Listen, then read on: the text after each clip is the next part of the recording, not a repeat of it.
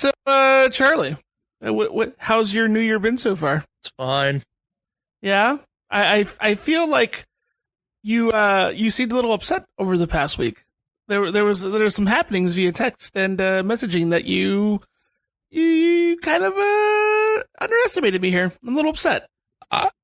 Underestimate is such a wrong set of words. Thought better of you. Gave you the benefit of the doubt. Believed in you. These are all probably where my mind was at the time. So let's bring this back here real quick. I bought poop from the, what is it called? The Cards Against Humanity thing. What made you think I was better than that?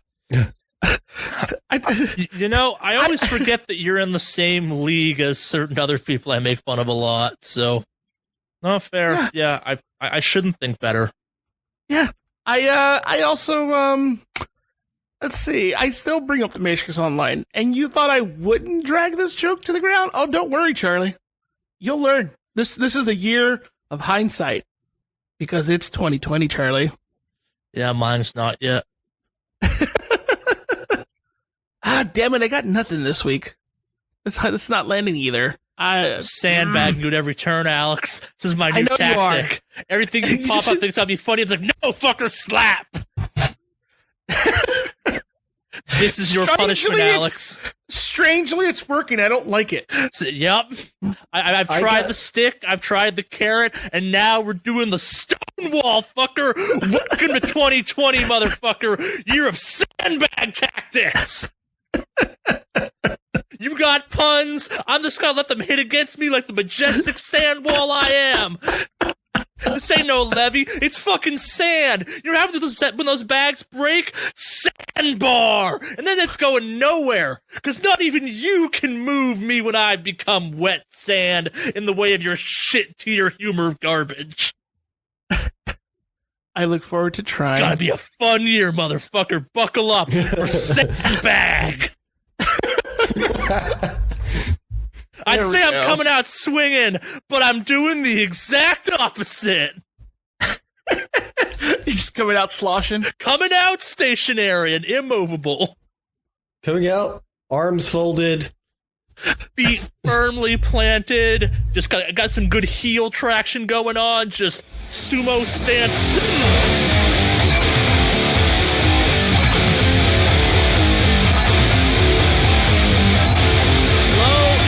Welcome to the Wicked Awesomecast episode. God, was this 185 or something?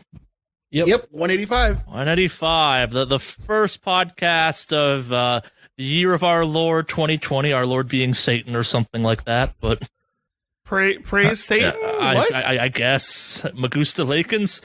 So this is already off to a bad start.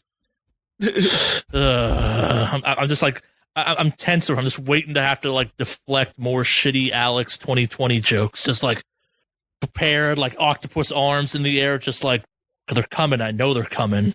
Swat that shit down. Don't worry. Give it time. Fair enough.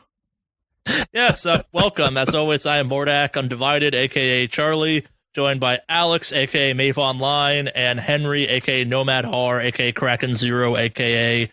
Do we have 3 AKAs these days for you, Henry, or is it just the 2? I think it's just the 2. Fair.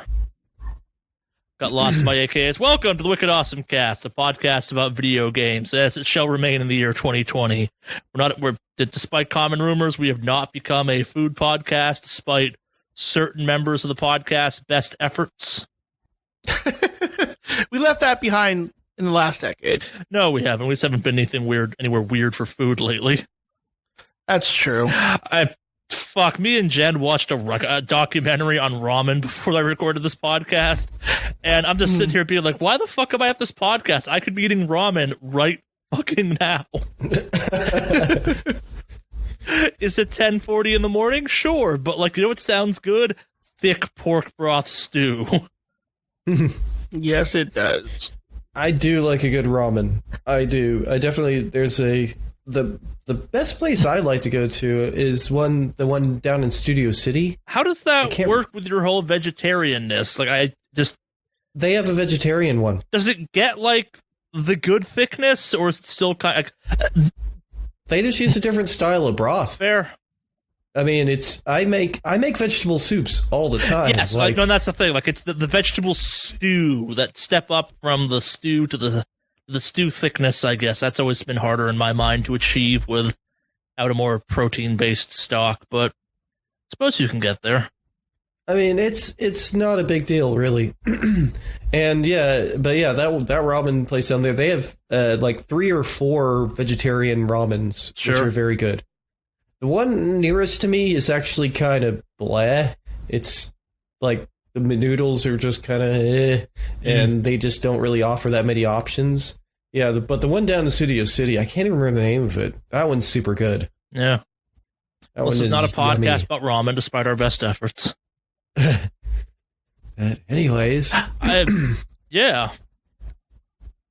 Yeah, no, there are a bunch of places that make like vegan ramen even, so I mean Oh, shut up, Portland. No, even in LA when I was down there. That's true. That's what I'm saying. I mean, they have vegan Yes, and I'm vegetarian aware. ramen. And vegan is tougher because, I mean, if people aren't aware, that generally ramen noodles have egg. They're made out of egg as well as wheat. So, yeah, vegan means you have to have wheat-only noodles, which does change it up a bit. Yeah. Moving on, though. Have either of you two done anything of note this past week or since our last podcast? Or not really?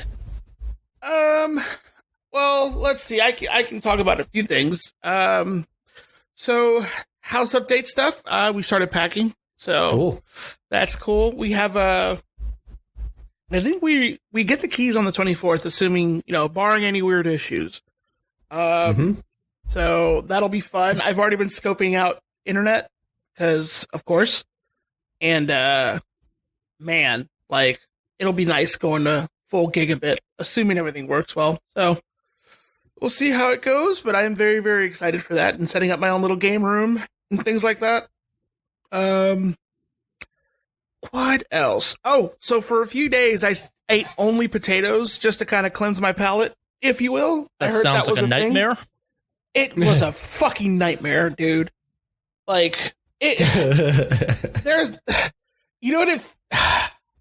the only way I can describe eating potatoes and just potatoes, like just barely salt, is the food equivalent of blue balls, where you feel like you're gonna get some flavor there, and just at the very end you get nothing. See, there's a way to do that. That's not like Have we ever talked about all the potato day?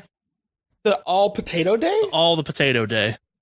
No, I have not. So my wife is a huge fan of potatoes. Like, she has a fondness for potatoes that like rivals stereotypes about the Irish kind of thing. Like the level of the level of potato fondness that is used to racistly slur the Irish is a factual equivalent from my darling wife Jen. And for like the first year we were going out, for her birthday, we did something called All the Potato Day, where we consumed 9, 10, a bunch of different ways of eating potatoes. Like, there was the breakfast round that was at one of our favorite restaurants in LA, but we made sure that there was like 3 or 4 different styles of potato present. And then for lunch, we had 3 or 4 other types of potato. And then for dinner, we had like 3 or 4 more types of potatoes. To your point, though, these were like attached to other meals. Like, it was not potato was just the meal, but like there was a fucking lot of potatoes in that day. I do have to say this. If you cook your potatoes in the oven instead of microwaving them, it's like 1,000,000 times better. Microwaving just kind of kills the flavor, it seems. And my wife loves potatoes so much, I bought her one of those like weird TV infomercial potato sleeve things, which works, by the way. But yeah, I got a rather large potato out of my usual pack of vegetables that I get. And I decided, I'm going to cook this in the oven because this is a gigantic, very nice potato. And then it came out as just like delicious. It was like, why don't I always cook them in the oven? Oh, yeah, it takes like an hour. Yeah. But yeah, instead of like not to be that guy again, 5 minutes in Instapot, but Yep. Go Instapot. Yeah, Yep. Instapots are pretty awesome little pressure cooker thingies. Yeah, no, they're freaking great. I love those things. So, because I have an Instapot, which I look forward to using more and more often. But, yeah. So just doing that for a few days was kind of a thing. I ended up hurting. Like, I had this weird pain on my back the other day. I had a shitty start to the new year, pretty much. It's all your past the highlight. It's all your past sins coming back to haunt you, Alex. Yeah. The only highlight was the fucking 2020 joke I made on or through the text message. The only real big highlight right now. But What, the one at my expense? Yep. Yes, sir. But yeah, so it turns out I had some sort of weird, like, pus buildup on my back. Ugh. Yeah, not pleasant. And so I had to get that drained, but I'm okay now. So I guess it was an ingrown hair or something. Ugh. But Oh yeah. Ugh. yep. Fun stuff, guys. I've had a great start. Sounds it. Yeah. But between all that, everything else is fine. You know, like I said, biggest thing right now is the apartment's a mess because we're packing. So Have you hit that point where you're like, why the fuck do we own this many things? Like, who the fuck let this happen? I don't know yet. I actually no, scratch that. I hit that when I moved up here. Because I All was right, like, you've gone through that once already. Like, you probably didn't let yourself reaccumulate bullshit. Yeah, not as much as before. So that part's nice. But I think right now we're kind of at a point, like, because it's still a couple weeks till we actually move. And so figuring out what we can pack and be okay with packing right now is we're kind of in a weird limbo state of figuring out, well, do we need to pack this now or can we hold off until a later time for this? Yeah. So one thing for sure is, though, is we're hiring fucking movers because fuck that. So I did that last time I moved too. So I definitely agree with that. yeah. And I'm just one person. Yeah. I'm totally fine with the with having people move that stuff. But I need to I'll pack most of my stuff. The only thing I'm gonna see if they can pack or take care of is the TV. I don't have the box for it, so we'll see. But other than that, I mean, everything else has been fine. It's just everything in the mindset has been like packing house stuff. Okay, more house stuff. So yeah, that's where I'm at right now. Yeah. So yeah, that's it for me. Exhilarating. I know. I can go. All right. You want to go? I can go. You go ahead. All right, so I didn't do shit really. I have played a disgusting lack of video games since the new year began, mostly because I went into the new year playing video games, and part of me was like, this was the wrong way of doing things, maybe. But probably the biggest thing to come out of this week is the Garage Studio's up and running. Yeah, that's something you've been working on for a while. Yeah, this has been badly done too. Like it's been a slow process because I've made it a slow process. But this is the first podcast, at least my portion of it's being recorded out in the 2B studio. The computer's running. We have internet kind of thing up here. We have most of the recording equipment set up in some way, shape, or form. Yeah, I finally managed to move enough stuff around where I could clear a space to kind of actually get stuff set up and do some testing, which Henry put up with weirdness. Like, it's not a fully ironed out system. We're not going to start streaming anytime soon, probably. But yeah, no, we're back in business where I thought we were going to be right after the start of the new year. Like, it was freak circumstance, too, where it went from, like, a tipping point of, yeah, no, we should be, I should be doing more of this, to, no, we could start doing that right now. Yeah. I've been playing a few games, I guess. Like, I'm fiddling away at things. Like, I reinstalled Warframe on my computer. Like, most of the joy of having my full-powered computer back up and running is I can have, like, 30 games just sitting on waiting to play kind of thing. So it's been the process of downloading stuff. Like, I'm still chipping away at Bloodstained, which I do not regret giving that our game of the year. Like, initially, I'm like, I don't know if it's my game of the year, but I keep getting to weird stuff. I'm like, no, this is the correct call for us three. This is the type of bullshit we are into. Yeah.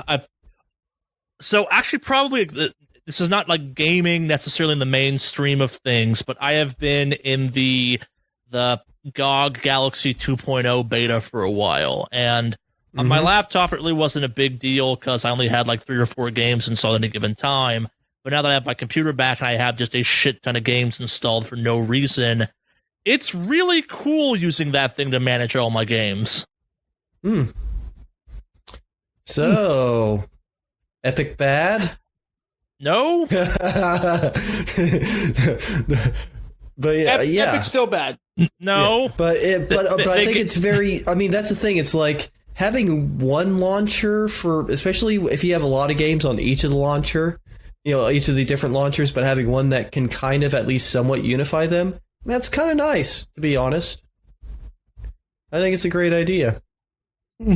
Yeah, it's neat that it works. It doesn't work all the time, but it works well enough, I guess. Yeah. So what all launchers does it work with at the moment? It works with almost anything. It's more occasionally kind of hitches up on itself. That's kind of might just also be the fact that I've had games downloading nonstop for like 3 days now. Yeah, I was just kind of curious if it could hit ones like the Ubisoft launcher and stuff like that. It has that integration.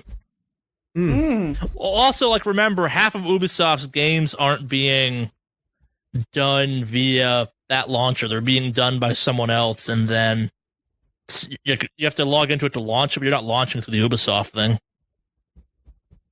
I'm not sure I own any Ubisoft games that are from Ubisoft's Uplay, in all honesty. Like, I have to go into it to do it, but...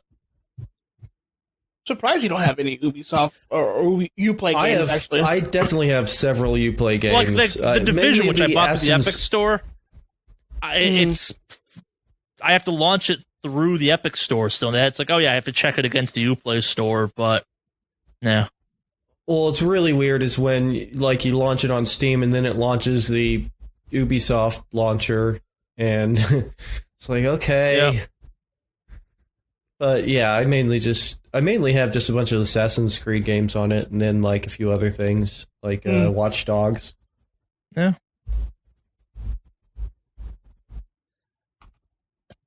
Now that I have a new computer up and running again, it's always kind of fun seeing what the I don't know how the fuck they're disgusting and wrong and problematic, but occasionally I really enjoy seeing what targeted ads I get, especially on a computer that I haven't like used in a chunk of time, or better yet, like was a computer someone else was using before me. Like my work computer keeps targeting ads at me for a game called Houster, I think is how it's pronounced.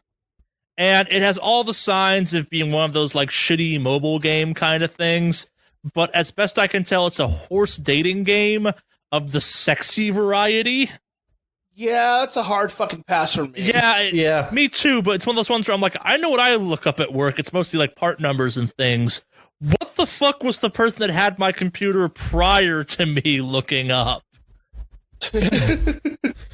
Oh, yeah. No, and like having my normal computer back up and running, it's like, man, you looked up a lot of weird driver issues on this thing, because it's like all these things, all my targeted ads are like, keep your hardware up to date and blah, blah, blah. I'm like, wow. Okay. That's it for me, really. Just kind of chipping away at stuff. Nothing especially interesting. Yeah. So, as for me, I've been continuing to watch something that I've been watching. It's called Kimono Michi. Have I mentioned it before? I don't know. I think I did. In any case, it is an anime. It's an isekai anime. Refresh our memories for those of us who don't remember what that phrase means off the top of my head. All right, so isekai generally refers to sort of somebody from our time and place gets teleported to another world, fish out of like water a fantasy stories, world. Yeah, fish out of water type of story. And this one kind of combines some of my interests. So I've watched a couple of the isekai ones. I don't like all of them, but I do enjoy some of them. But it's you can watch it through Funimation. It's not on Crunchyroll, but you can get it through Funimation.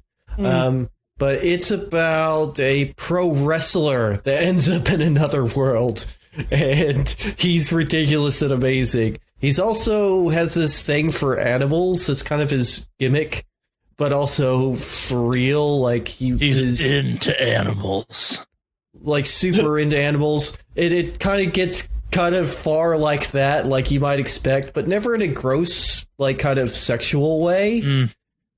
But he has an extreme fetish. He has a kind of an extreme fetish for anything like animal like and furry. So he's basically a pro wrestling furry, I guess, in a sense, because that's his it's like kimono mask. He gets the spirit of the wolf, if you will. Yeah, animal mask is his, or kimono mask is his other persona. But yeah, essentially, he lands in this other world, and he finds out that it's like there's this sort of kind of a really racist thing against like animal peoples and this kind of general hatred of animals. And so he wants to create kind of peace between them because he likes animals a lot.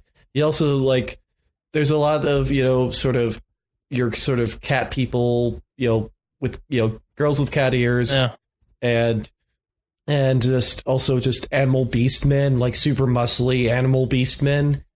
So that's the thing in it. So, and he wrestles around with them, and he's usually also, they actually do make fun of the fact that he's walking around in wrestling like briefs, and everybody just assumes he's a pervert. Well, he is. Because he's just walking around in like, most of the time he's walking around in animal briefs. Yeah, the uniform of a pervert. With. Yeah. But it's funny. It's hilarious. It's definitely a lot of fun. It's a lot of fun to watch. And there again, isekai, some of them are just kind of like, I don't know. Sure. But this one's fun. This one's funny. I guess I like some of the ones that have a lot more humor built in. That's why I like Konosuba. Which is basically a satire, but this one's somewhat satirical, I'd say. Definitely makes fun of the whole. I think it's also in many ways making fun of the whole genre too. There again, but it's also a lot of fun. It was only 12 episodes. I hope they come out with another season just because it was fun. I mean, I liked it. I enjoyed it. It was well done. There's a lot of funny characters in it. Yeah, so that's cool. I was enjoying that. So, as far as games, so I still have this, I'm still using your, the Stadia code you kindly gave to me. Yeah, it's a weird week where there's a chance you may have played more Destiny than I have. Yeah. Huh. So, yeah, I got to play Destiny on my computer at, like, full powered settings, because my computer can't really handle that right now. Though, I have to say, oddly enough, Destiny 2 will still work on my computer on the lowest settings, and it won't, but even then, it's everything I have it, heard about how that game runs has led me to believe that it is a masterwork of optimization. It is very highly optimized. Yeah. I was surprised that it ran at all. But I ran it through Stadia, and Stadia through the browser is amazing. It works absolutely perfectly. Like, I wasn't playing a game. I was playing Destiny 2, so I wasn't really terribly concerned about any input lag.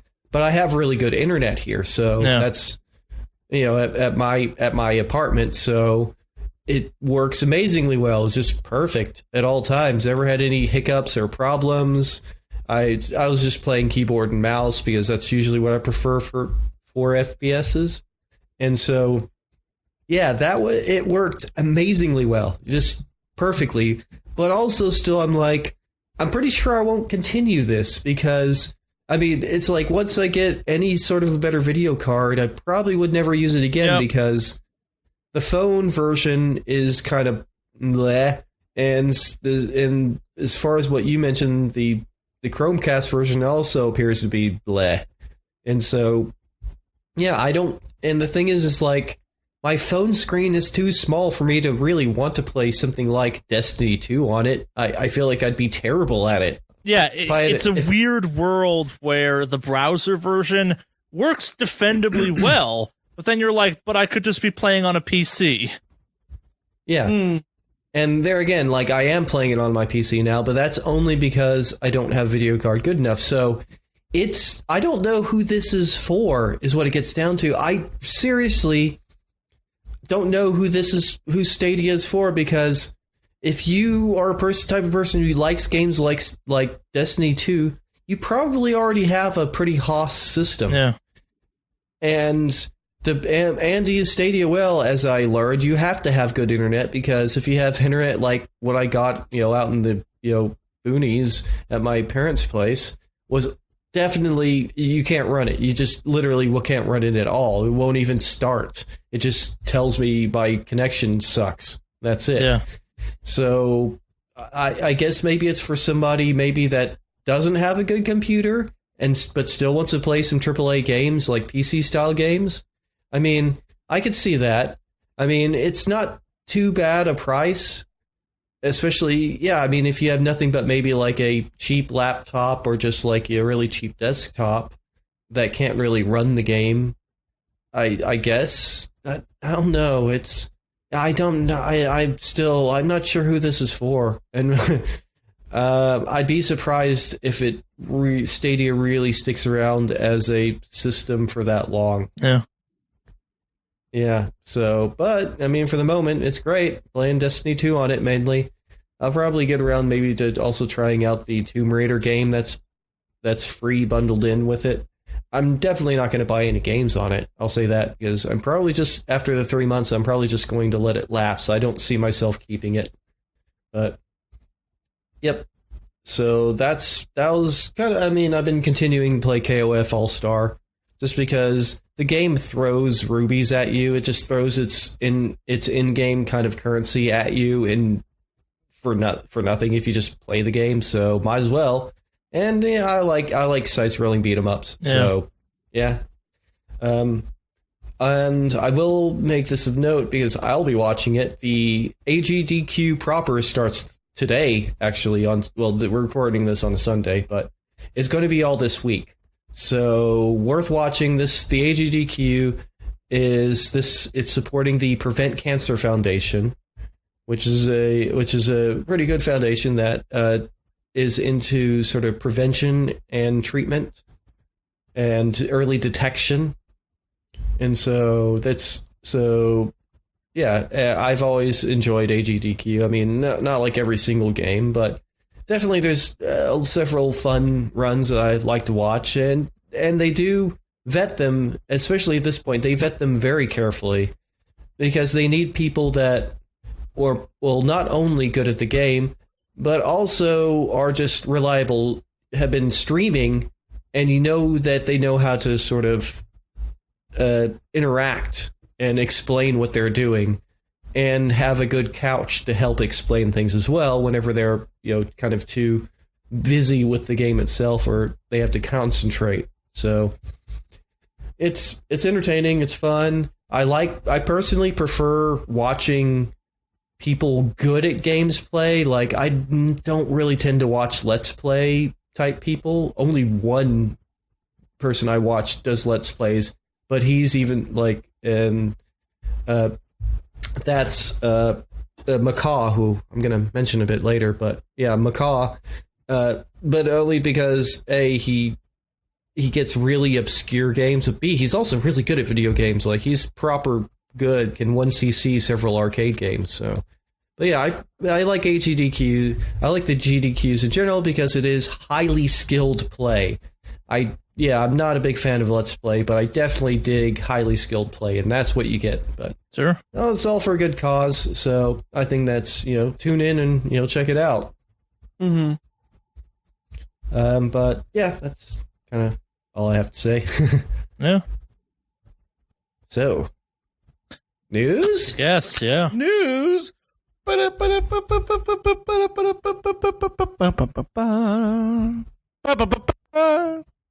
Yes. News. All right, so what shall we start with? There's an obvious one to start with, but I feel like I want to save it for the end, but I feel like I want to start with it as well. Fuck it. Okay. Remember Y2K? Yeah. Remember how a lot of people put a lot of work into making sure Y2K wasn't a problem and stuff? Yep. What if I told you a video game that came out in 2019 with the number 2020 in its title had a Y2K-like problem happen when the new year happened? That's amazing. Well, I think it's fantastic. Well, so 2K20, sorry, WWE 2K20 had problems. More problems. Sorry, I shouldn't say that game was like working flawlessly prior to this. Like, no, that game was flawless before this happened. Yeah. Work of art. Apparently, it had a return to force, if you will, of some of the most groundbreaking problems, and/or just straight up wouldn't work.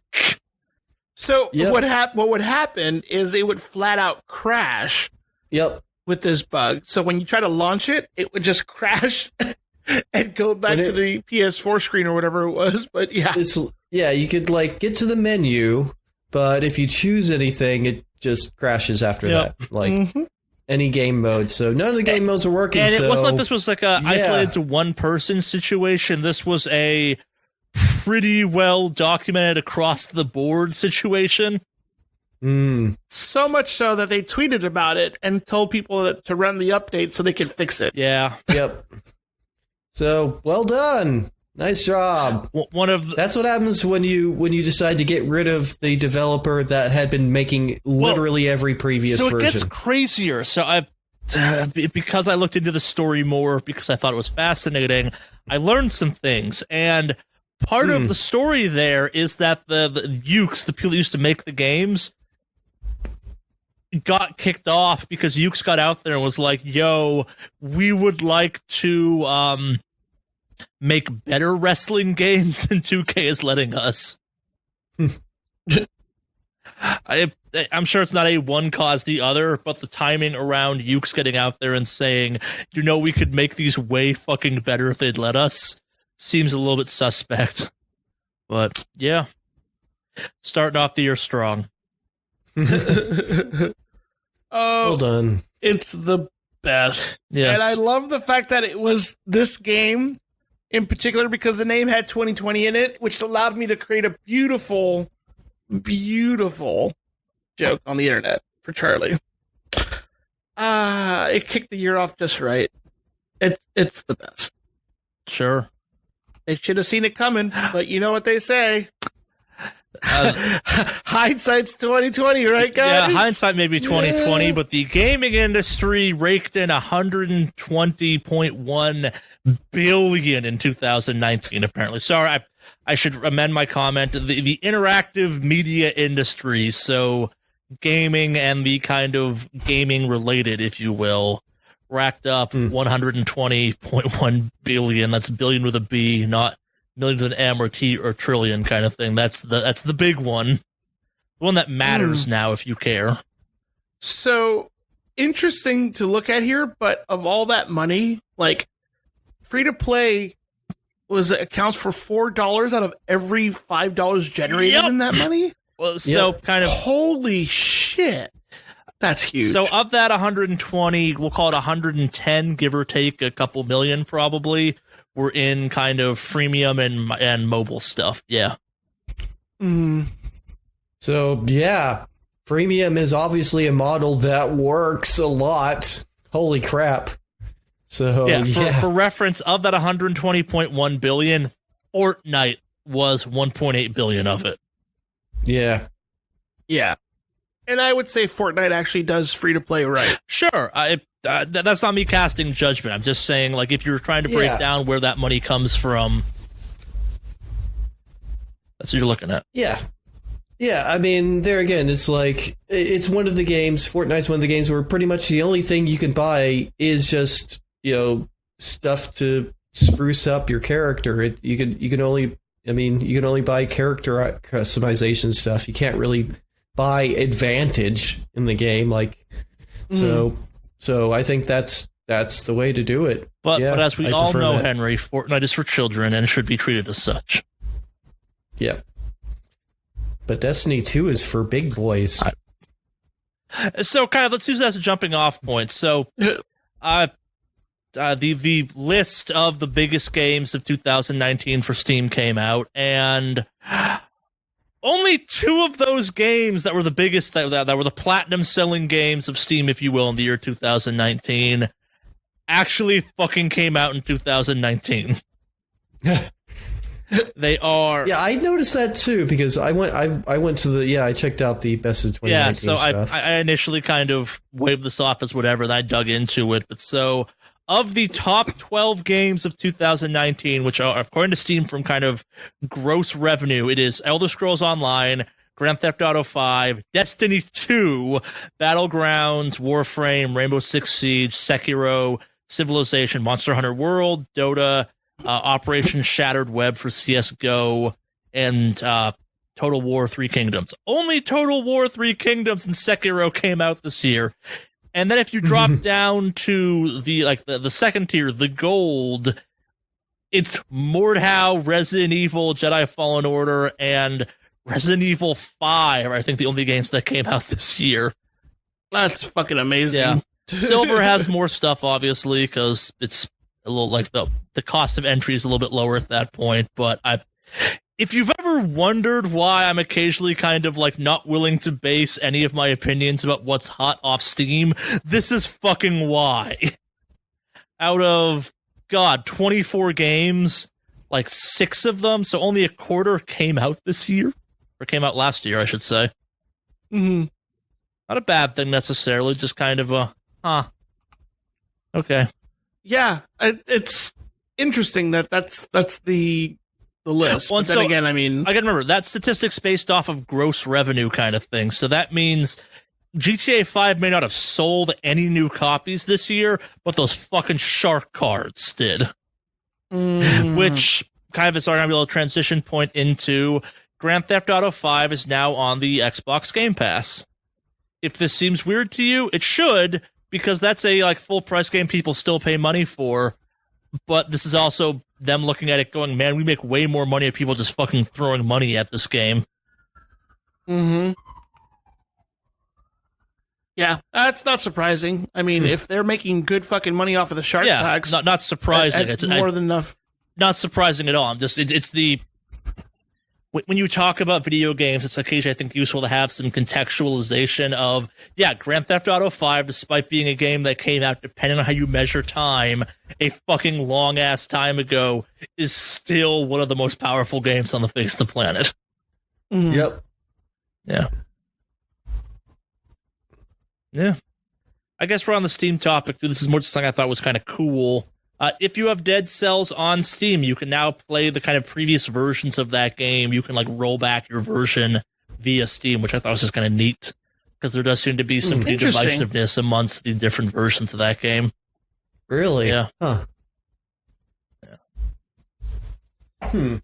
Real interesting that they'd offer a version rollback, but See, I'm kind of familiar with some of the usage of previous versions of the games because of speedrunning, because there are a handful of games where there is a speedrun category for a previous version because of certain either mechanics or sometimes it's glitches that are only available on a previous version. But Well, I've seen that with certain games launched like the speedrun mode, so that makes sense. They'd actually allow that possibility.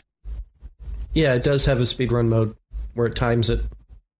Oh, I know there are a few. I know back in the day there were a few games that did that where it was kind of a what can I recall? I think the example I want to use is the one not necessarily speedrun, but the version that most people would prefer to play. For example, for Marvel vs. Capcom 2 was specifically the Dreamcast version because it ran a certain way or something. But yeah, I've heard that before with that. I didn't know well, for speedrunning it makes sense because I know that you had the gold version. Actually, correct me if I'm wrong on this one, but the gold version of Ocarina of Time was different than the silver cartridge version. I've heard that out there, but I don't know if that's 100% true. I don't remember I see. I have a passing familiarity with the Ocarina of Time runs because I've watched a few, but it's not something that I ever played. Well, I never owned this N64, so I never even played it really. So, but yeah, I don't know. That wouldn't be surprising though. Okay, that'd be different versions. Yeah, I figured you might have had a little extra insight on that one, just because I know you kind of follow games done quick more than I do, and I know Ocarina of Time is kind of one of those games that they like to do a lot for games done quick. Yep. So, interesting though. I wonder if that's going to be. Do you think is that a developer's choice, or is that something just Steam kind of went with? That's a dev's choice, definitely. They just started doing it. Yeah. Choice. You think this is the first of a possible trend at some point? I think that doubtful. Seeing as that game launched with speedrunning like in mind, I could imagine like if you're gonna launch more games like that, yeah, hypothetically. I'm trying to remember what, but I mean, but it also gets into like, and I say this as sort of from the dev side of things. It's like we don't really like to put out broken games. And so, in games with glitches and, problems and stuff. Yeah. And so it's like, it'd be like if every author put out their first draft of their novel, which is going to be rough. Yeah, I think it's where they've like, I don't play Dead Cells, so I can't really comment on it too much. I feel like they had a couple like almost seasonal changes to that game where they made like fundamental changes at certain points that not everyone agreed with. So maybe it's in service of that or something. I don't know. Yeah, it's a weird thing. Like I said, most people in general would prefer the latest version of their work to be out there rather than previous versions, which can be kind of rough. Yeah. I mean, that's and I totally get that as a, as a game dev, but also just as a creator of things in general. It's like, you don't, like I said, like it'd be kind of weird if like Stephen King started releasing like, here's the first draft of that novel that I wrote. And it probably would have some interesting stuff in it, but oh God, it's going to be rough. Yeah. I mean, that's the thing. It's like, I've heard authors talk about stuff that they've, cut from a book, but in the same thing for games, it's like, yeah, that was in the previous version, but also the previous version's bad. So I'm guessing they've been very careful with which previous versions they're making. Cats got patch notes, so yeah. Oh, that's right. The fucking movie Cats got patch notes. Holy shit! There was like oh, you don't know about? There was this? a fucking day one patch for the Cats movie. What? That's so maybe not day one, but like they had to reissue movie. That movie digitally to theaters, and they had to download like new Cats. Yeah. So what happened? There were scenes of Judi Dench's hand that were not rendered cat-like, so you would see a human hand attached to her with her with her wedding ring and everything. Like it was. I mean, that movie is its own fucking nightmare, but yeah.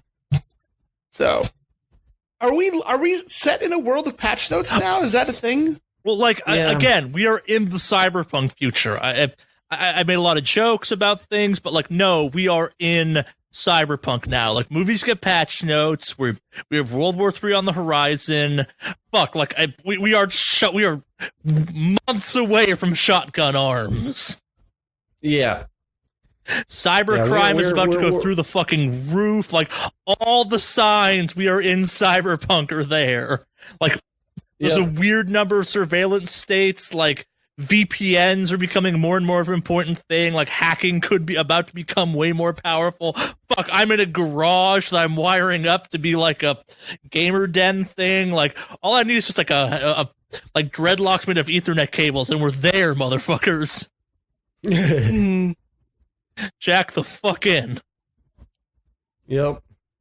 What the fuck news story was that even? Oh, the Dead Cells one. I had to cross it off the list. Let's do a quick one. Uncharted loses its 6th director. That movie's never coming out. It's Jesus. So this is this is only on the list so I can ask you two a very important question. Mm-hmm. Do either of you even want an Uncharted movie? No. Yeah, very rarely do like video game movies do well. Yes. No, and that's what I'm getting at. Like, every person I've asked who, in theory, would care about this, his reaction is, I could just go play Uncharted on easy mode. Yeah, it's that's the thing, and also it's the game series, and this is the weird thing. The game series itself is obviously just an homage to stuff like Indiana Jones and stuff like that. So it's just like, hey, it's Indiana Jones in modern game form, but we don't need to recreate Indiana Jones back to the screen from the game. That's just kind of like filtering and filtering something that was filtered. It's the dumb reaction I have is like, it just becomes Indiana Jones without Indiana Jones in a movie. Like, it's like, do you really want to... It becomes National Treasure 3. Yeah. Except not as good as National Treasure.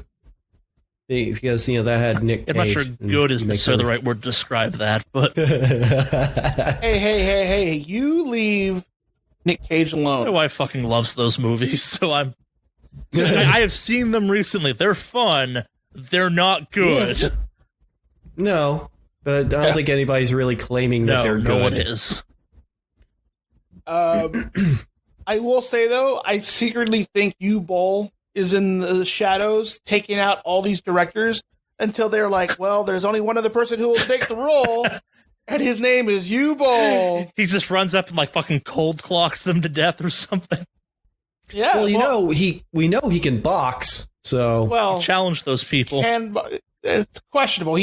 He did challenge a few people, and I think the one person who wanted to get in the ring with him, he fucking cowered on. So no, he beat the crap out of him. Wasn't there another guy he fought that said he was, and he like backed away from it? No, I could have sworn there was another guy. No, he took on an actual match, and he whooped the crap out of the guy. Yeah, like it was bad actually. Like his U-Bowl is also not a small man either, so he kind of wrecked the dude.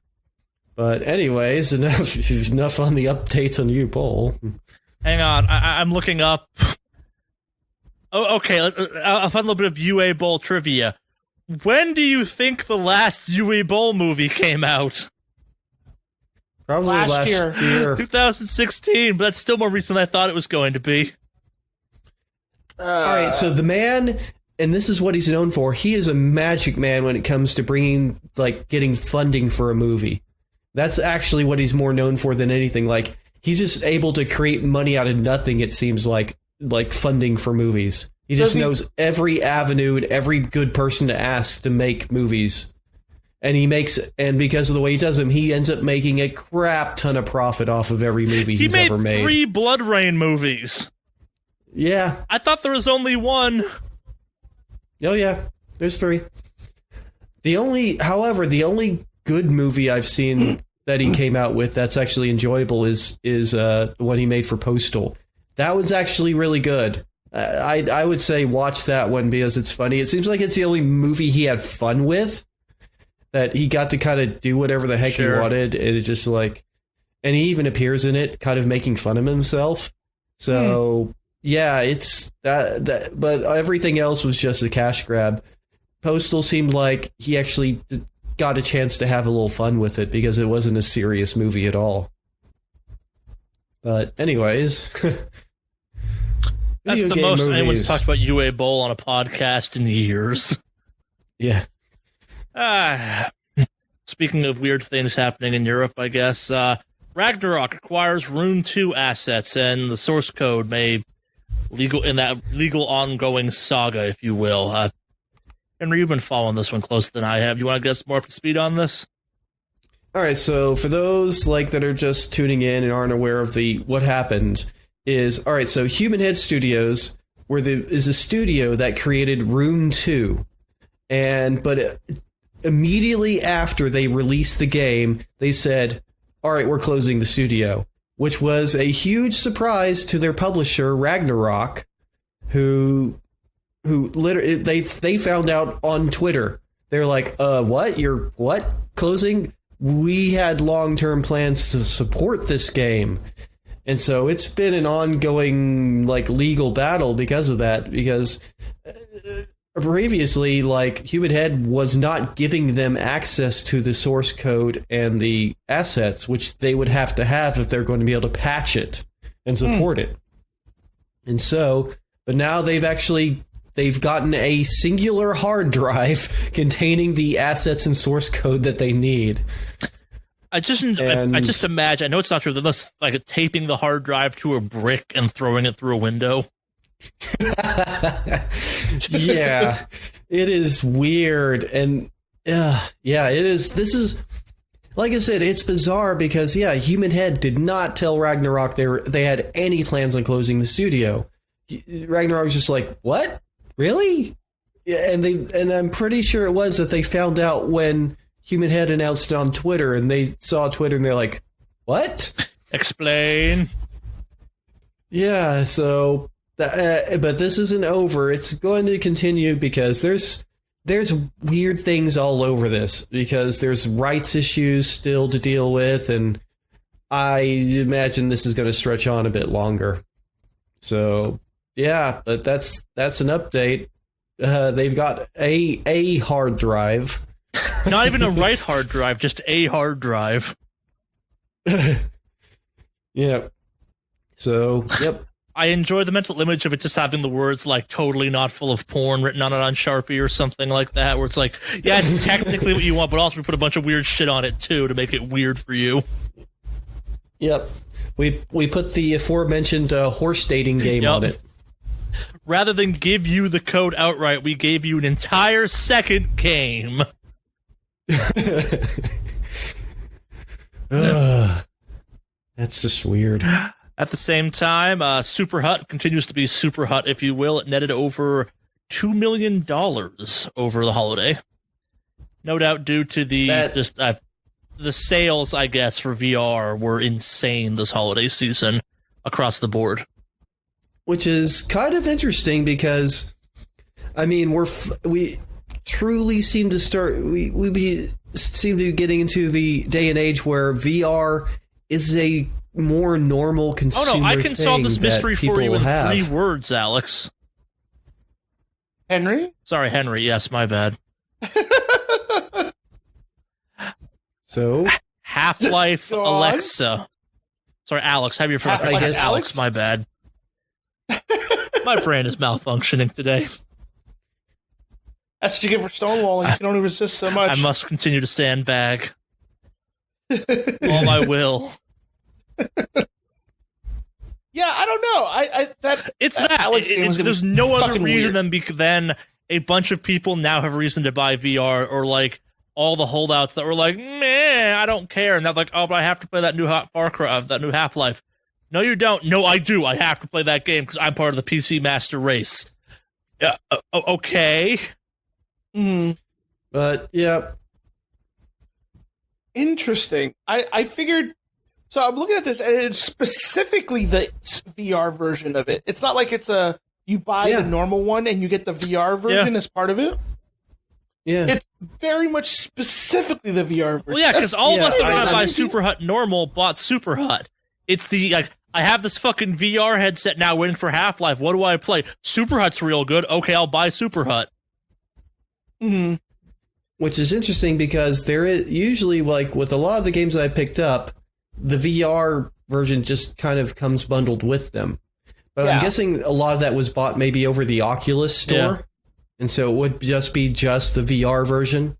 You know, rather than, having bought it over Steam or whatever, they probably bought it within the Oculus store. So yeah, that makes sense. It's definitely interesting. But I feel like if you're going to pick any VR game, I feel like Super Hot VR is kind of a good game to transition into VR. Oh yeah, definitely. It's kind of it's somehow an FPS, but it's also incredibly patient because you can kind of go back and forth. Like you can rewind in a sense, and which is interesting. And so it's I think I agree. It is a kind of an easier transition because it's not so frenetic as even like Beat Saber, It's just kind of it's kind of low pressure, I guess, in a sense, because of the fact that it moves exactly at the pace you want it to. Yeah, I agree. Anyway, so yeah. VR stuff. Stuff. Welcome to, as we said, welcome to the cyberpunk future. Yes. Good old Verve. All the music will now be played on guitars that are plugged into Game Boys. Yes.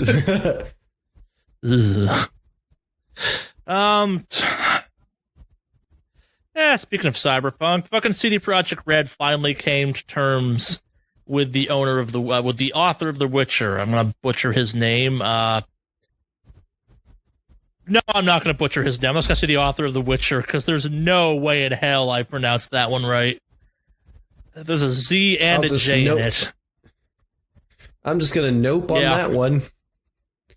To catch people up on this one, this has been an ongoing legal battle where the original author felt he got kind of the shaft, which, depending on how you look at this, he kind of did when it came to royalties from The Witcher because he got paid a lump sum by CD Projekt Red for the rights to make video games of his work, and then those games went on to do really fucking well for themselves, specifically Witcher 3. And there's been a lot of bad blood between the two for a long time, but a new agreement has been entered into, which basically gives IP rights in video games, graphic novel, and board games to CD Projekt Red, and merchandise for that matter. Meaning they can do this shit. It's cool. I don't think they were part of the TV show. I feel like that was just the author and Netflix on that one. So, yeah. Well, the TV show is even more explicitly about his books. Yeah. So, yeah. Okay, if you're feeling bad for this guy, remember this fantastic quote from him. They offered me a percentage of their profits. I said, no, there will be no profit at all. Give me my money right now, the whole amount. I was stupid. Mm-hmm. Yeah. I think my favorite part of this is the fact that the author of the Metro franchise has gotten out there and just dragged this guy through the mud, being like, your books only made it fucking out of Poland because of these games. Shut the fuck up. Yeah. Which is not untrue. Yeah. Yeah. Speaking of petty bullshit, Nexon sells off its the mobile developer Gloops for 1 yen. For those who don't know yen conversion, that's like around 1 cent US. That's insane. Yeah. I don't even know how to respond to that. Like, it is insane. What? Is it like a typo? Like, did they like mess up that on the invoice or something? Like, it's a part of a longer process of selling off the assets of it, but I think it was just like from what I can tell, parts of it were sold off for more, but the studio itself is essentially doesn't really exist, so they just had to have it on paper and it can't be sold for zero.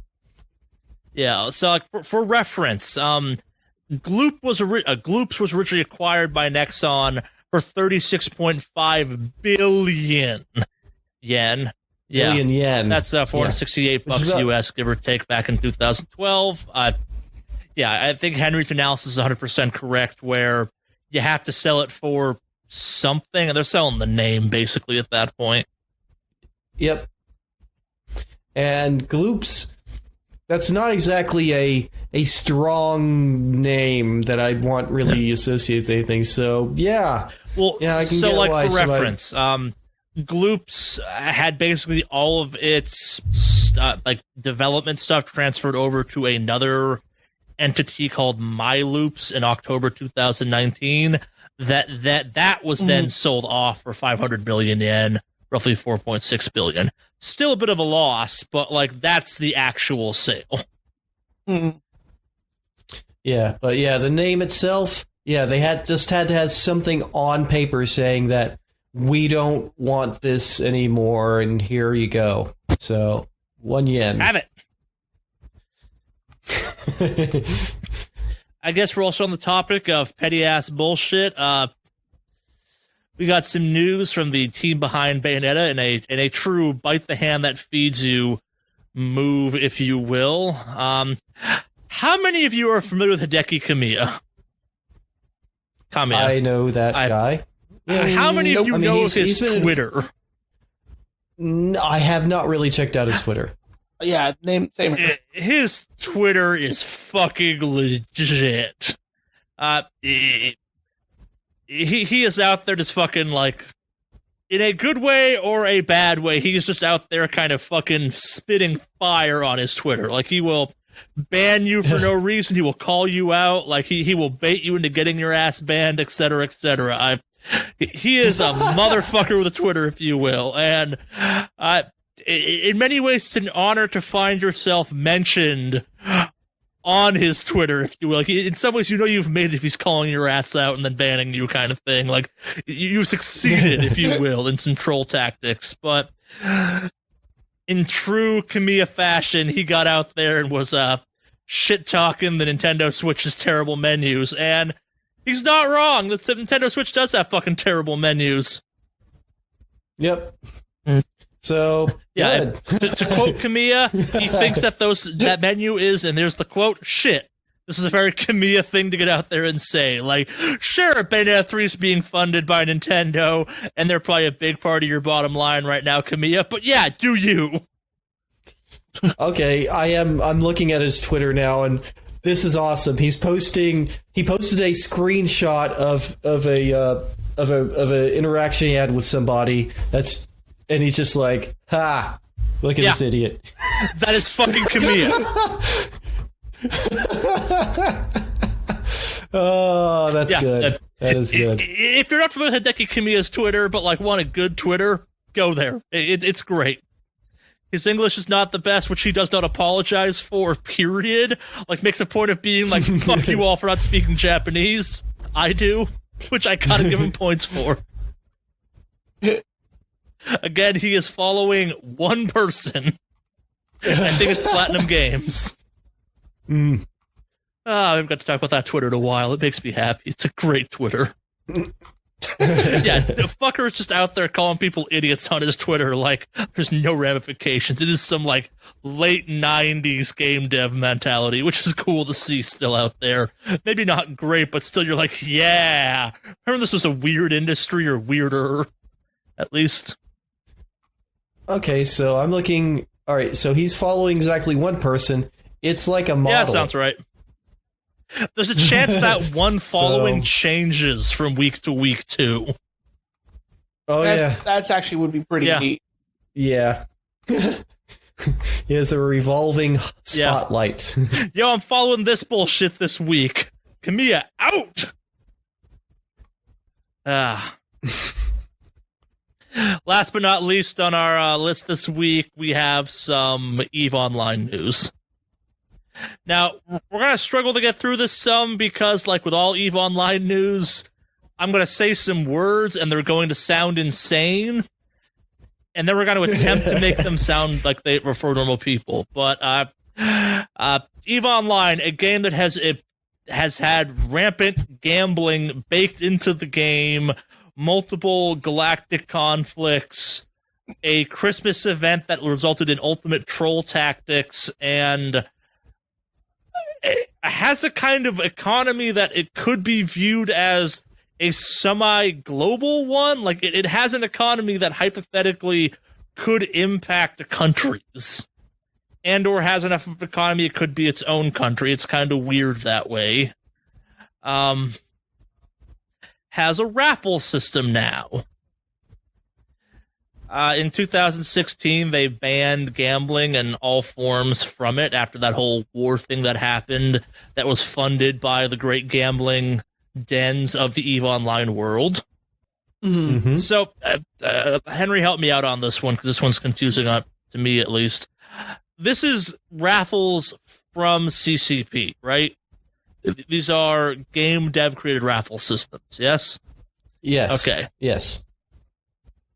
So it's cool if they put the gambling in, just not if players do.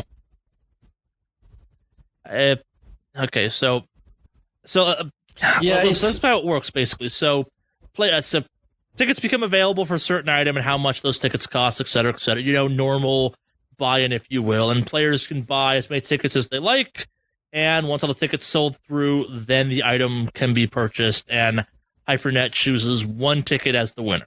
And yeah, it's a normal-ass raffle at that point. No kind of weirdness to it, I guess, but yeah.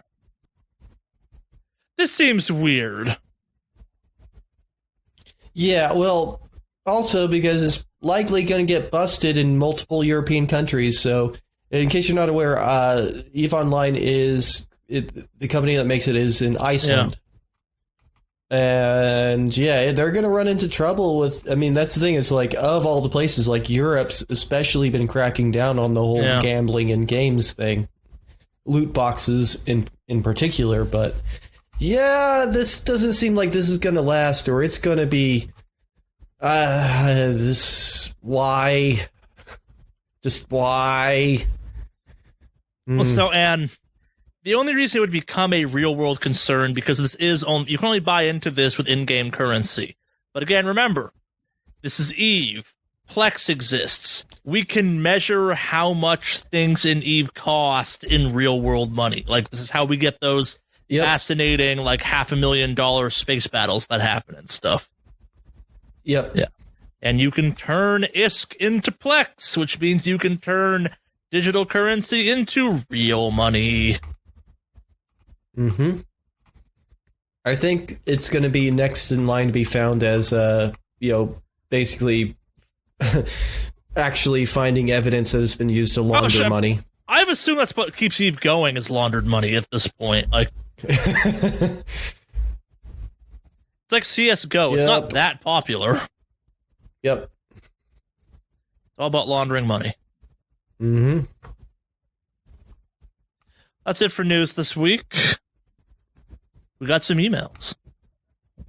Ooh. Nice. We actually have 5 emails. We got a bunch of emails that came in this week. Nice. So this is the first time of the year, so I don't want to mess it up because I'm apparently all over the place this episode. If you wanted to contact us, Alex, to send an email, what email address would you send that email to? The address you would be able to send that to is wickedawesomecast@gmail.com. What's that address again, Henry? That is wickedawesomecast@gmail.com. Wickedawesomecast@gmail.com. Spells it sounds down the show notes, except to raw. We got a bunch of ones in this week. I'm going to save kind of our big hitter for last that I think is probably my favorite one we got in. The other guys got a bit of a teaser on that one in the show notes and stuff, so we'll get to that one eventually. Let's start off with this one. Coming in from Dima in Tiraspol, Moldova? Oh, Moldova. This one appears to be hit with the Google Translate hammer a little bit, so... Moldova. I mean, not Moldova. Yeah. Much right at the E at the end of that. But yes, you're working Awesomecast. Any gaming-based news resolutions you'd like to share with your listeners? I understand that's a thing Americans often do. Either play less or play more Destiny. I'm not sure which yet. I think I personally, well, big thing is I have a lot of games that I've just been putting off playing. I mean, You've I have had a a pretty legitimate excuse as to why you couldn't get through those games. Yeah. And I do want to get to those games, but also I'm going to put off buying new games until I make it through the many, many games that I have that I just haven't played for the lacking video card reasons. I feel that. How about you, Alex? Restate the question again. I want to make sure I answer this. Do you have any video game-based news resolutions? Play something other than World of Warcraft more often. Sure. Because I do a lot of WoW, so I want to actually... You know what I want to do? I want to complete another game that I haven't in a while. So, like, I want to either complete God of War or get through Bloodstained or that other... what was that? That boss fight one that was all retrowave, vaporwave themed? Or maybe even Dead Cells, I don't know. But find another game and actually play through it and stream it. So, yeah. I get that. Cool. We got another 2020 themed one. Yeah. Thanks for that. Thanks for that email, by the way. Ema, I think the name was. Get the actual name off that. Sorry, I made the mistake of deleting prematurely. Yeah, Dima. Dear Work at Awesomecast. Sorry, this one comes in from Sam from Cleveland, Ohio. Dear Work at Awesomecast. I have come to enjoy your yearly Game of the Year discussion. While I do not agree with Bloodstained being this year's pick, I must say that all of this email has been a ruse to trick you into letting me ask the real question of all your listeners want to know. I'm assuming Charlie only skims the emails, and hopefully this got past him. Regardless of how many 2020 how many 2020 jokes do you, Alex, think you can make before Henry and Charlie collectively decide to kill you and re-enter into their dark pact with your murder pets? Also, The Matrix Online was a trash game for trash people, City of Heroes for life. Wait, what? Also, The Matrix Online was a trash game for trash people, City of Heroes for life. Nice. Well, first of all, fuck this person. This is the best email we've ever gotten. Oh, yes. I don't like this. What's the name, Sam, Charlie? Cleveland, Ohio. Sam from Cleveland, I'm Ohio. not giving you the full email address. Sam from Cleveland, Ohio. Let me tell you something, buddy. City of Heroes was garbage. It was a poor man's DC Universe Online. Wow. All these shots being fired all over the place. That's right. You know what? Here's the thing. I know Matrix was pretty shitty at times. I admit it. You hold on to this false hope that somehow City of Heroes was good. You need to let that shit go. Speaking of which, I'm actually going to be doing the Matrix thing later today. Yes, you mentioned it last week.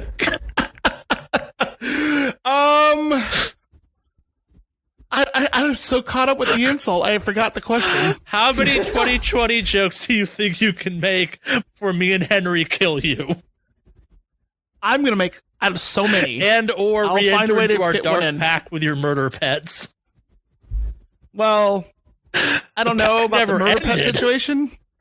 Yeah, we're kind of just at a weird standstill as far as the murder pack goes. They're observing and reporting, as was their instructions. Yes. Honestly, I don't know. I think part of the reason I moved up to Orkin is because I was setting up for 2020 now, so I could make as many of these jokes, and I'm not within close proximity of Charlie to kill me. We're going on a road trip, Henry. A road trip of murder. He'd either have to drive 15 hours or send something through the mail. But the problem is, if you send something through the mail, now there's a paper trail, if you will. So, yeah. I'm just gonna get a control style shifted object and mail that to you. Yeah. No, I don't know. I think Charlie's banking on me just giving up at some point, as per our previous conversation this week, but I'm going to hold on hope. We'll see. I think I already made my 2020 joke today for the podcast, so I'll see what I have in store later on. Yep. So you're pacing yourself. Yeah, I don't want to blow my load at once when it comes to this. Yeah, you gotta stretch it out over time. Sure. And besides, I've got an extra day this year to do it. Leap year, Thank baby. you for writing in, Sam. And speaking the truth about the Matrix Online. Nope. Nope. Is Sam really fucking Kevin Smith XX? No, whatever, it's a a legit long time email. ago? Next email. Wicked Awesome Cast. Oh, sorry, this one comes in from Anonymous. Wicked Awesome Class. Well, I know Epic Store bad. I have been going against my legitimate gamer instincts and enjoying their offering of free games. Recently, the game Steep joined their offering, and I remember someone on the podcast really liking that game in spite of themselves. ? I have found myself addicted to the game, and that came out in 2016, and almost hope that there we'll get a Steep 2 for next gen to make real. Okay, this is bad wording. To really make a powder pop, really make that powder pop. I think. Yeah, I mean, talking about snow I was powder. the Steep fan, and I still am the Steep fan, and I definitely yes, I also downloaded Steep after they put it on the Epic Store because The PC version of that game is better. Yep, same. I picked it up on the free for free on the store. Just that game, if you have friends yesterday. that also play that game, is just a cool chat room of you hanging out, grabbing some sick air, and snowboarding or whatever. Yeah, I legitimately like that game a lot, actually. Yep. Well, I like the fact that I can enjoy snowboarding without actually having to be freezing cold. So I'm totally down with that. It's a weird open world Winter X games, which I kind of dig. Like the wingsuit stuff is bullshit, but just the drop in, go to a place on a snowboard, do some shit, go back up. That's a lot of fun to me. Yeah. Yeah. I just got it right now from the Epic Store. Yep. Yeah, that and I forget, 1 and 2 of a series was also out. A bunch of stuff has been out Store. for that. The Epic Store's free games have been great. Yeah. All right, our next email comes in from Kyle in Coastal Virginia. I don't know if that's a city or just the coast of Virginia. Is that a thing? Sure. Yeah. Dear Rick and Awesomecast. Well, I'm sure you are all back on your usual bullshit. That's what he meant to say. I would like to take a moment to look forward and speculate about 2020. Obviously, this is the year of new consoles, but between now and then, I'm assuming there's going to be a bunch of games. Anything you're especially excited about in the upcoming year? Cyberpunk. Yeah. Yeah, I think that's probably on my list too. That is I'm not sure actually. I mean, I can't honestly remember that many games that I've been following that I know that are definitely coming out in 2020. Yeah. I guess is the problem. Like, there's some that are like on down the way that aren't actually going to be in 2020, but at this moment there's no game that was announced, I guess, that I can remember being excited enough about to actually remember, and that's yeah, that's kind of weird. Cyberpunk. Yeah, I'm thinking about it. Yeah, other than Cyberpunk, I guess, which I guess is definitely coming out, but Doom Eternal. Yeah. See, yeah, I don't really care about that. I care a great deal about Doom Eternal.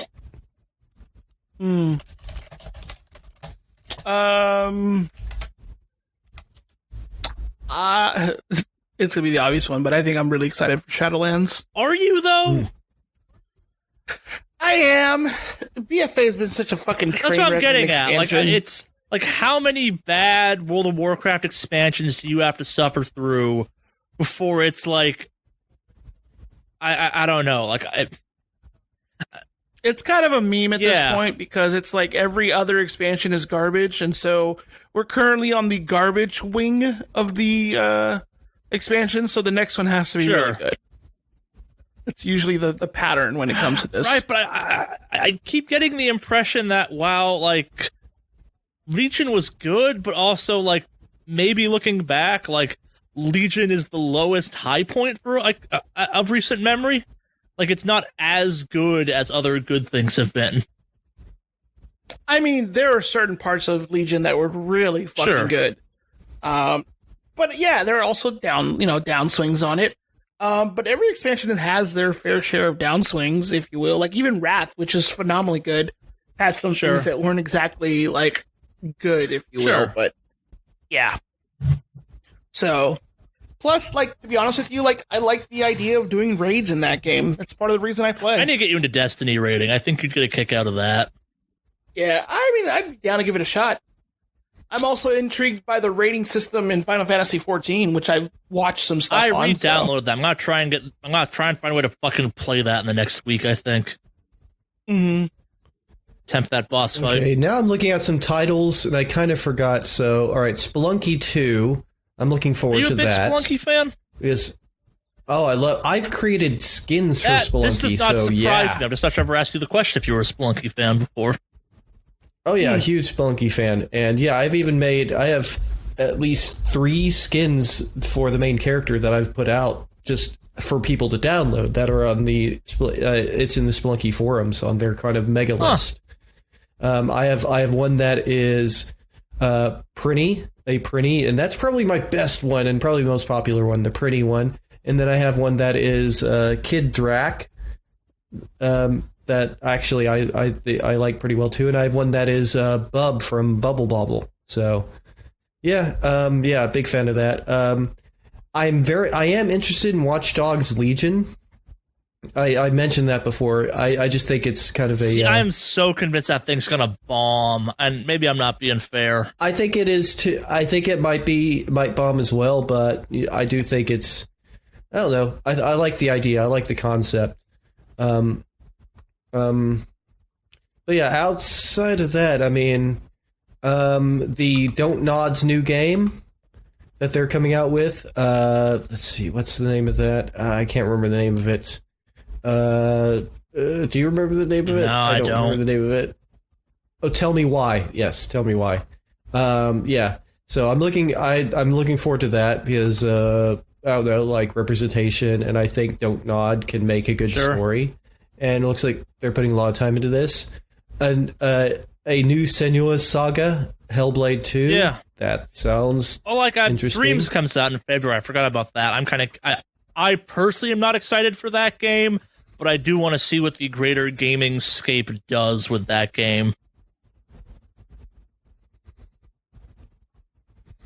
But yeah, so I guess those are kind of the main ones that I'm personally sort of invested at all in. Me. Oh shit! The new Vampire Masquerade comes out in March. I'm excited for that. But yeah, I guess that's the main ones that I'm interested in. So, well, thank you, Kyle.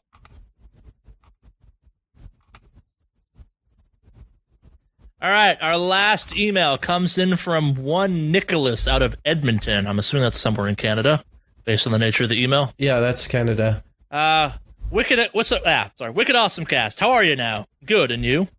It's fucking embarrassing that I didn't realize I could use this podcast as a way to translate Letterkenny slang to normal English. So I propose a game. I have listed some of the best slang from Letterkenny from the show, and Alex and Henry are going to guess at the meaning, and Charlie will provide the real meaning, assuming he knows it. And we have a list. All right. Great. He does have the footnote of, I don't know if all of this is indeed hockey slang, but I figure it's a good start. So we do indeed have a list in our Google chat, or Google Drive thing you guys can go to, or I can just read them off to you. Let's start off with a couple easy ones. I forgot to add a couple of the ones from, I missed a couple from his list. Let's start off with 10-ply. 10-ply. How thick a coat is? Like a really thick coat? I don't know. Yeah. You got it. Or does that refer to like a hockey stick? Because they're made of kind of, I don't know. Yeah, that's my best guess. Hockey stick or a thick coat. You got one, Alex? No. Means you're soft. I've got no idea.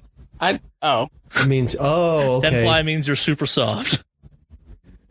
Okay. Like tissue. Or toilet paper in this case, more likely, but yeah.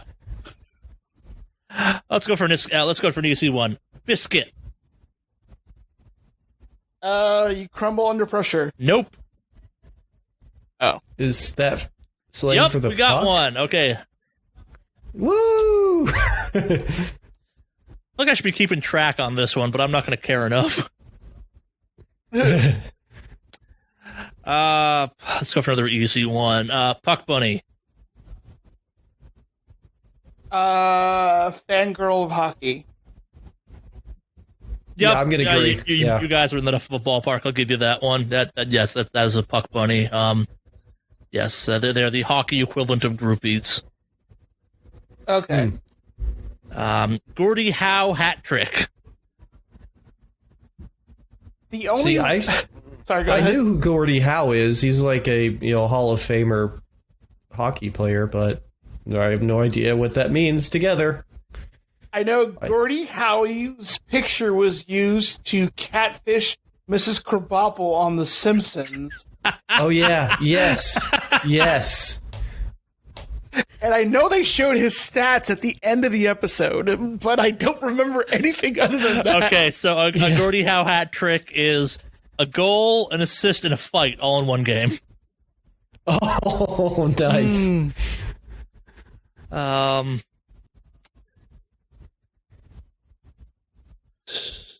What's another one we can go with? Ordowski. No clue. Nothing. It's when you get a goal off the top bar in a net. Oh, okay. I don't know. I don't know why I said that. It doesn't make sense. Any more sense now. No, it doesn't. Barn. Is that just for the goal? Or for the goal? Nope. Oh, is that penalty area, maybe? Nope. You got one, Alex? No. It's slang for a hockey arena. Oh, okay. Boat and or ship. I can use some of these in context if you guys want or something. I think it's more fun to guess at it just out of zero. Boat or a ship. Yep. A very large hockey player? No. Alex?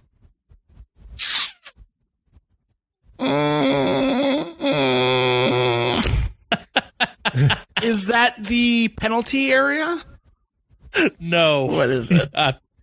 It is slang for a championship, actually. I don't know why, but some hockey players will literally say things like, "We're gonna get that fucking catamaran, boys," instead of meaning we're gonna win a championship. It is the fucking weirdest thing to watch people do, but I've seen it happen. So it's basically like Cockney rhyming slang.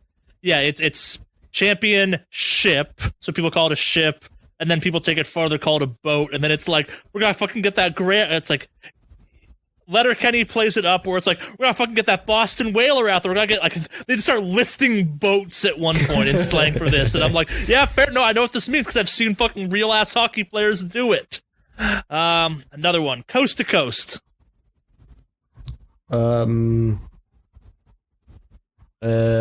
Icing? I don't know. Close. Really close. See, I have watched a hockey before, so... Yes. Yeah. So Henry was really close. I almost had to give it to him. It's when you go kind of from one side of the rink to the other. Okay. Not icing, but it's like when someone skates that fast. Okay. Sweater. A hockey jersey? Yep. Oh, Hey. Hey. Got one. Snipe. Hitting somebody in the back? Nope. Making a goal from behind the midway line. Don't think it's quite that specific. It's definitely got something to do with shots. It's a long shot, as I'm basically getting at. Yeah. They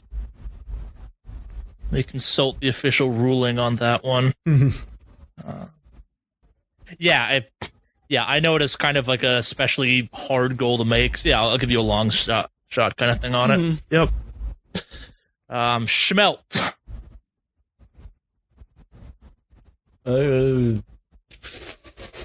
Yeah, I don't know. Yeah. A new player on a team, especially one that sucks. Okay. Plug. Yeah, I got no clue. I got nothing. Fucking useless ass player who just kind of hangs out on the bench. Oh. 5-hole. What? 5-hole. A hockey mask? Nope. Yeah. Okay, so this one's actually requires a bit of explanation. So, when you're shooting at a goal, there are 5 locations. Basically, it's kind of like top corner. It's the 4 corners, and then the hole between the goalie's legs. And the hole between the goalie's legs is called the 5-hole. Okay. All right. Yep. Apple.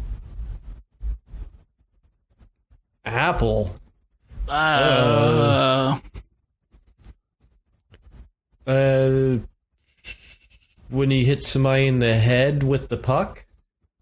No. I just got that, apple falling out of a tree on somebody's head. And yeah, that's all I got. You got one, Alex? Nope. It's a pass that results in a goal. So, an assist. Yep. Let's go with another one. Beaking and or chirping. Headbutting? Nope. Come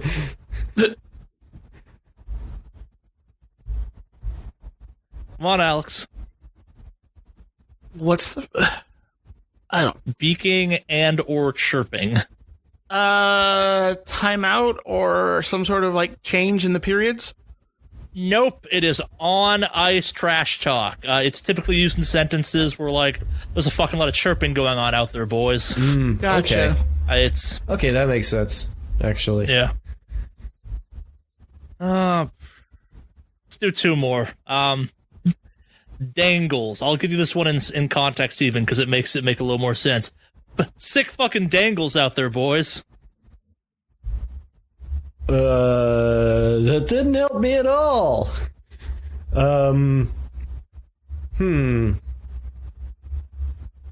Like moves?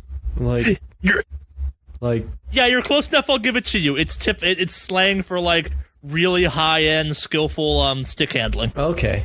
Okay. Yeah. All right. Yeah, I was on the right track, I guess. Yeah, I'll give you that one. Moves is close enough for this game. Let's do 2 more. So I know I said 2 more a second ago, but this one I want to do. Donnybrook. Oh, Donnybrook. Does it have something to do with penalties? It results in penalties, typically. Is it high sticking? That's not going far enough. Trying to take somebody's head off? You're in the right ballpark, but not quite. I don't know. You got one, Alex? Yeah, I'm drawing blanks on all these fucking things, to be honest with you. Fair enough. Fair enough. I even warned you we were doing this. I know, but I didn't want to, I didn't want to taint the experiment with me going to do research beforehand. Fair enough. So a Donnybrook is a thing, and it's a brawl that involves typically at least 2 or more people that result in serious bodily injury. Oh God. Yeah. Oh. All right. I don't know if that's a hockey one or if that's a Letterkenny one. And last but not least on our little game, Erda. Maybe context?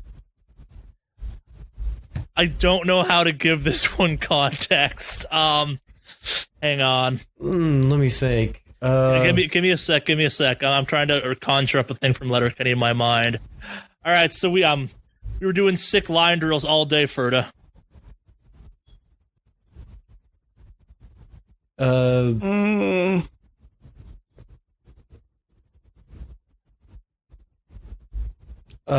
Coach?